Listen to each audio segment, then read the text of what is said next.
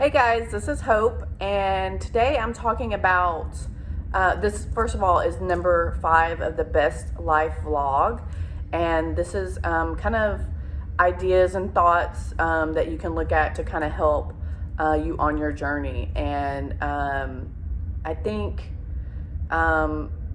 what's been on my mind is kind of like how to help you guys start your journey. And I think what people mostly come to me is for movement, to get their body, their energy feeling right in order to be able to move freely, be able to feel some harmony in their body. And so I'm going to read out of, and I'm not preaching yoga either, I'm just preaching movement in general. So just find whatever really feels good in your body. But I'm going to read out of Light on Yoga, which is sort of a yoga textbook. But there's certain stages. Yoga is the ultimate goal of it is self-realization, and that's kind of the journey to the soul, kind of figuring out where you are in space and time. And so there's the yamas and the niyamas, and I'm going to go deeper into these subjects later on, but this is just kind of like a quick thought for you guys. Or something for you to start thinking about as you're moving forward on your path. So, Yama and Niyama control the yogi's passions and emotions and keep him in harmony with his fellow man. Asanas, which are the postures, keep the body healthy and strong and in harmony with nature.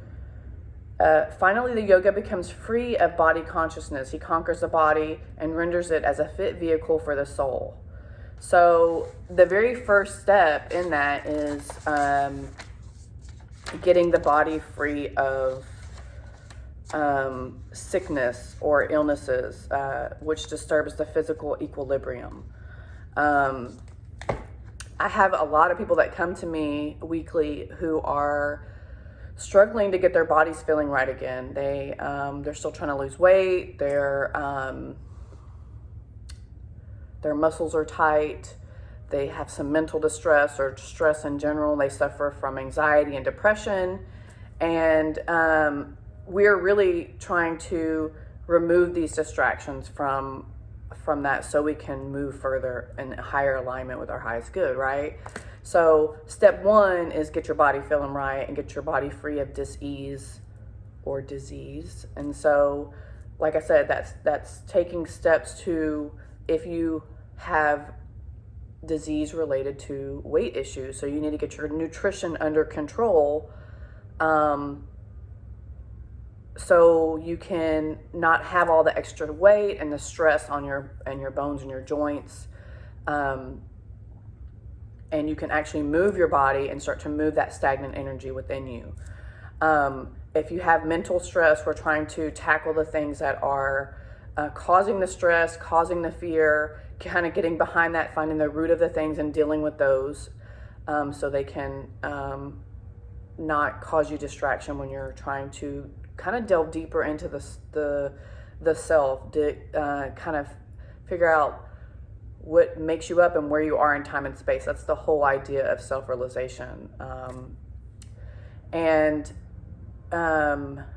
If you're at a point in your life where you feel like you're not able to do physical activity, there are people like me who help you, stretch you, massage you, help you kind of get to the point where you're able to do that stuff on your own. Because, honestly, it's you are in control of your life, and you are the ones that can make the decision. So if you're coming to me once a week to get better or feel better, I get that.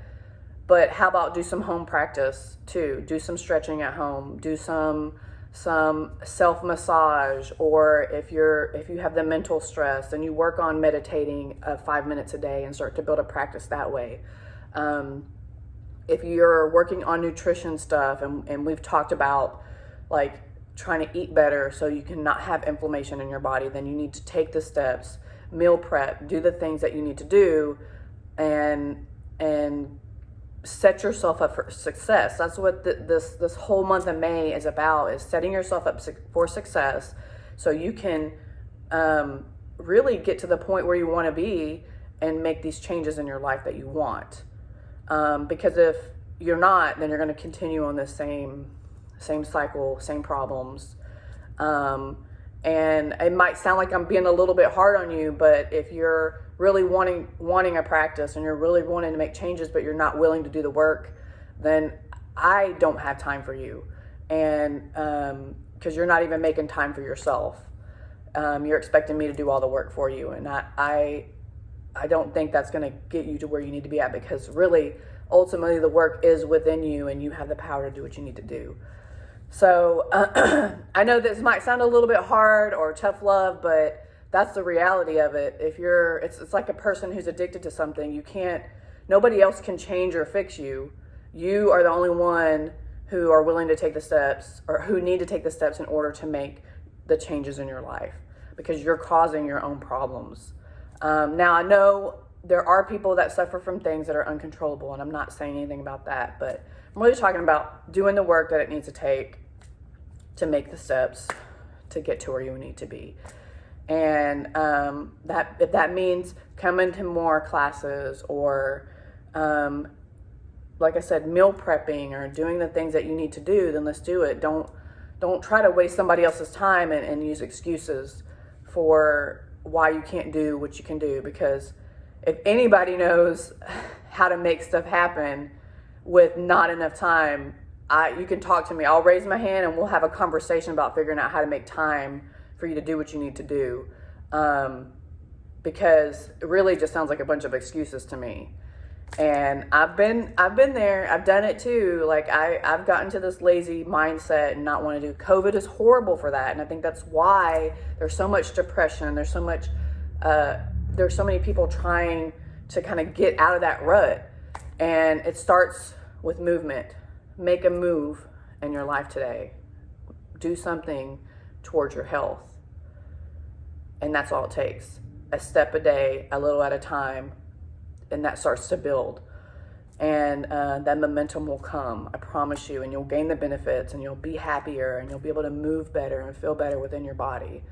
So, yeah, until next time, be love and namaste.